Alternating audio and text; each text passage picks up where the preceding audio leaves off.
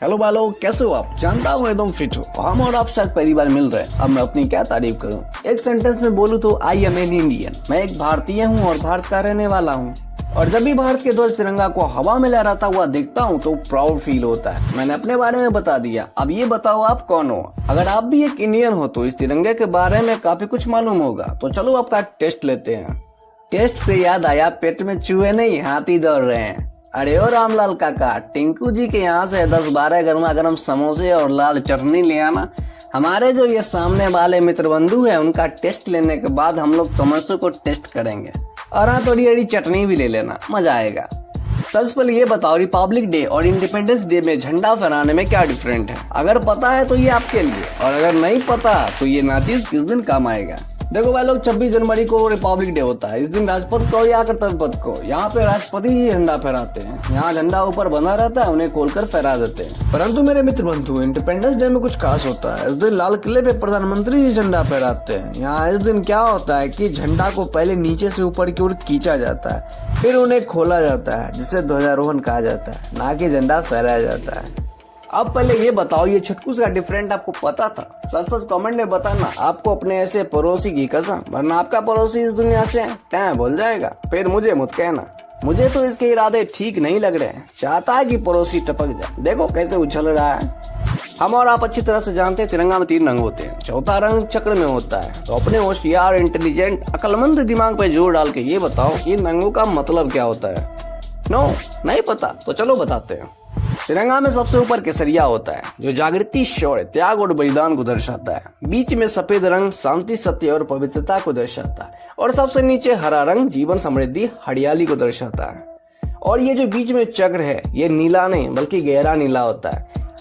इसे धर्म चक्र कहते हैं। ये प्रगति और गतिशीलता को दर्शाता है। इस चक्र में 24 तिलियां होती है, जो 24 घंटों राष्ट्र के विकास को दर्शाता है। अगर आपके मन में शंका है कि 24 तिलियां होती ही नहीं है, तो प्रैक्टिकल करो ब्रो। जो तिरंगा हवा में ऐसे ऐसे लहरा रहे होंगे, उनकी तिलियां गिनना। सच्ची बोलता हूँ, मजा आ जाएगा। आ गए रामलाल काका, चलिए आप भी मेरे साथ 2 समोसे खा लीजिए। नहीं बेटवा, रहने तो वहीं पे एक गोरी में पिज्जा खा रही थी तो हमने भी थोड़ा सा पिज्जा खा लिया। हमको तो बहुत ही अच्छा लगा। तो हमारे लिए भी लेके आते ना। कैसे लाते बेटवा, उसके फ्रेंड लोगों ने उसको आने ही नहीं दिया। भाई लोग, हमारे रामलाल काका तो सटिया गए। ये तो गोड़ी मैम के साथ पिज्जा खा के है। इनको ना ठाकुर साहब के पास भेजना पड़ेगा। अच्छा ये बताओ, इस तिरंगे की लंबाई चौड़ाई कितनी होगी? तो इसकी ये लंबाई और ये चौड़ाई का अनुपात 3:2 ही होना चाहिए, जो कि एक परफेक्ट फ्लैग का साइज होता है। ये जो महानुभव की तस्वीर है, क्या इन्हें पहचानते हो? ये कौन है? ये है पिंगली वेंकैया जी। इन्होंने ही तो इस तिरंगे को डिजाइन किया है। इनके इस डिजाइन के लिए तारीफ की जितनी लंबी पुल बांधे कम है। तो आप भी कमेंट में इनकी तारीफ की एक लंबी पुल बना डालो। आपको पता है, पहले रामलाल काका को झंडा फहराने का अधिकार नहीं था। सही बोला ना रामलाल काका? हाँ बेटवा, हम तो इन हाथों से आज तक कभी नहीं फहराए हैं। हम तो इन हाथों से आज तक सिर्फ ठाकुर साहब का धोए हैं, कपड़े, बर्तन और बहुत कुछ। तो देखा, मैंने कहा था ना, पहले आम नागरिकों को झंडा फहराने का अधिकार मिला ही नहीं था। बहुत मुश्किल के बाद 26 जनवरी 2002 से ही आम जनता को झंडा फहराने का अधिकार मिला। तो रामलाल काका, आप झंडा फहरा सकते हो और साथ में जलेबी भी बंटवाना पड़ेगा। आखिर हमारे देश का राष्ट्रीय मिठाई जो ठहरा। आपने इस बात को गांठ बांध लो कि हमारा देश में हमारा तिरंगा बाकी फ्लैग से सबसे ऊपर होना चाहिए, क्योंकि हमारा तिरंगा सबसे बेस्ट है। इसलिए किसी के आगे झुकेगा नहीं। साला साहब बड़ी जल्दी आ गए, शाम को आने वाले थे, सवेरे आ गए माथा चाटने। अब आ गए हो तो रामलाल काका, देखो कुछ बचा कुचा है तो खिलाओ और अपने साथ रामगढ़ ले जाओ। ठाकुर साहब का धोएगा कपड़े। वह लोग अपने रिपब्लिक डे मनाया, इंडिपेंडेंस डे मनाया, क्या कभी झंडा दिवस मनाया है? झंडा दिवस सुन के शॉर्ट तो नहीं लगाने इन चपड़गंजू भाई साहब की तरह। तो दैवी और सज्जनों, भाई और उनकी बहनों, भारत का जो संविधान है उसमें इस तिरंगे को 22 जुलाई 1947 को अपनाया था। इसलिए हर वर्ष 22 जुलाई को राष्ट्रीय झंडा दिवस मनाते हैं। आपको पता है, ये जो चक्र है इसकी जगह पर कुछ और आने वाला था। हमारे गांधी जी चाहते थे तिरंगे के बीच में चरखा दिया जाए, लेकिन संविधान वालों ने गांधी जी की चलने नहीं दी, उनकी एक नहीं सुनी और चरखे को चक्र के साथ रिप्लेस कर दिए। और संविधान सभा में 22 जुलाई 1947 को एक्सेप्ट कर लिया गया। आपको क्या लगता है, ये चक्र कोई बैलगाड़ी का है या उस टमटम का है जिस पर बैठकर रामलाल काका रामगढ़ जाने वाले? हाँ, साथ में वो भी जाएगा।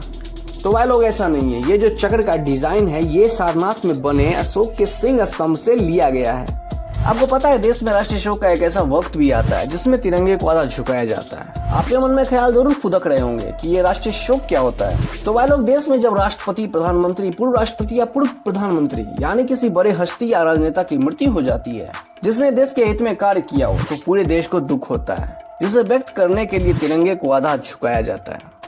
और कहीं तिरंगा फट जाए, गंदा या मैला हो, तो उसे हम नहीं फहरा सकते हैं, ये गलत होगा। तिरंगा हमेशा साफ, चमकदार और खादी के कपड़ों का ही होना चाहिए। हमारे देश के जवान देश की सुरक्षा के खातिर शहीद होने से पीछे नहीं हटते। जो जवान शहीद हो जाते हैं उन्हें तिरंगे से ढका जाता है। इस तिरंगे का पुनः उपयोग नहीं किया जाता है। इसे गोपनीय तरीके से सम्मान के साथ जला दिया जाता है या जल समाधि दे दी जाती है। तो इन जवानों को हम सैल्यूट करते हैं। बटवा, तुम्हारी बातें सुनकर तो हमें रोना आ रहा है। रामलाल काका अभी तक गए नहीं? जा ही रहे हैं। मैं भी चला ताजमहल देखने। वालों, मैं ताजमहल देखने गया था, बहुत बढ़िया से देख लिया था। जब लौट ही रहा था कि एक अंग्रेज अचानक मेरे साथ चिढ़िया रहा था। होना क्या था, चूना लगा दिया मामू को। तो कहानी ऐसी है कि